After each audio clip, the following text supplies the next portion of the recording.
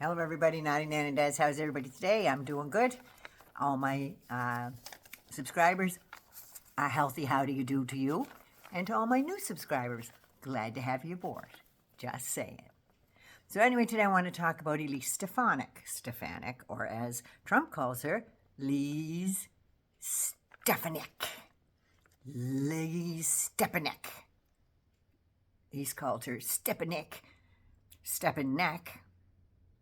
The only thing he hasn't called her is Stiffy Neck. But anyway, what she needs to do is start telling people that the border's not wide open.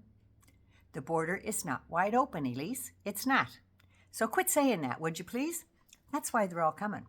Because they hear through their grapevine that you're telling everybody, all the Republicans are saying Biden's border's wide open.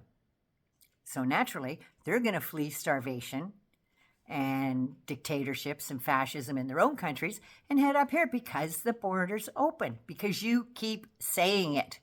It's not.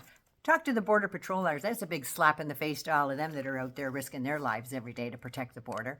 It's a big slap in the face there, Elise Stiffy Neck.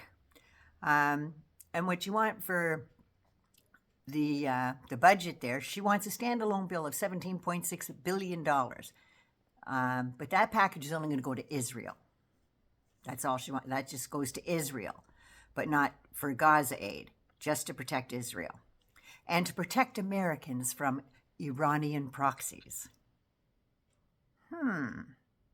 Well, back in January 17th, 2020, when the Mango Moose Knuckle was sitting these ample arse in the Oval Office, 11 military had to be evacuated during a missile strike from Iran. And it turned out that many more were injured from percussion injuries causing brain trauma. Trump said nobody was injured at all.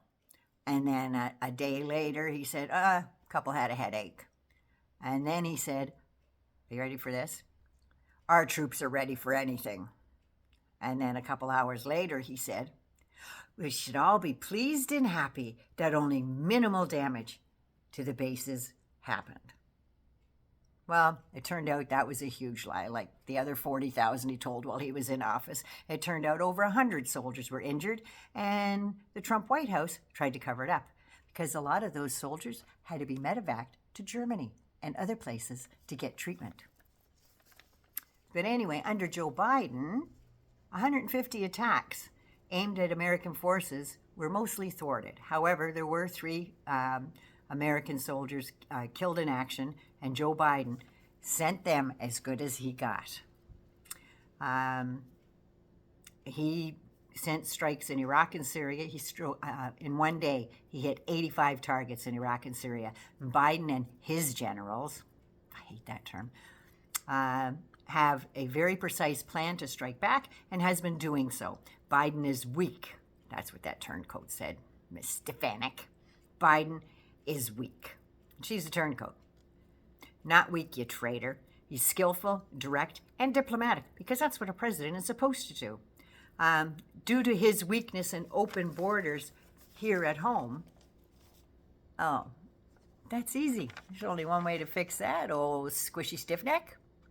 How about you pass the border bill?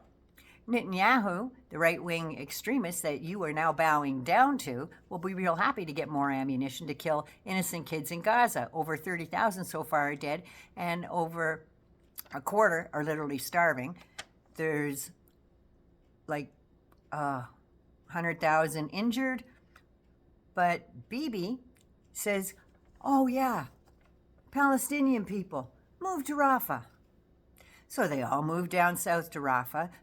1.4 million people were crammed into a tiny little village-size space where the IDF decided to launch airstrikes. After sending those people there and then sending airstrikes, sounds like a little more is going on there, just saying.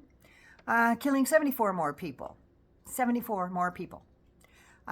She's saying all of this as Biden and other NATO countries are on the brink of a ceasefire deal, along with freeing all those hostages held by Hamas. Weak my ass. Weak my ass, Stefanik. You are too weak to stand up to an adjudicated rapist who has bullied you and made you give him your lunch money. lie for him, and bend over to do his will. You give him your pride, your dignity, and you wiped your ass on the Constitution. And all you'll get is slammed into your locker, and he'll probably primary you. So don't trust the snake. He tells you countless times. How many times has he read that poem? You knew I was a snake when you met me. So why don't you just believe the bastard ahead of time? Maybe that'd be a good thing, right? Anyway, Naughty Nana loves you. I'm getting ready to do another one on Maggie Trader Peen, and we'll talk soon. I love you, and welcome to all my new subscribers. Mwah. Take care of you first so you can look after somebody else. I love ya. Ooh, I love y'all.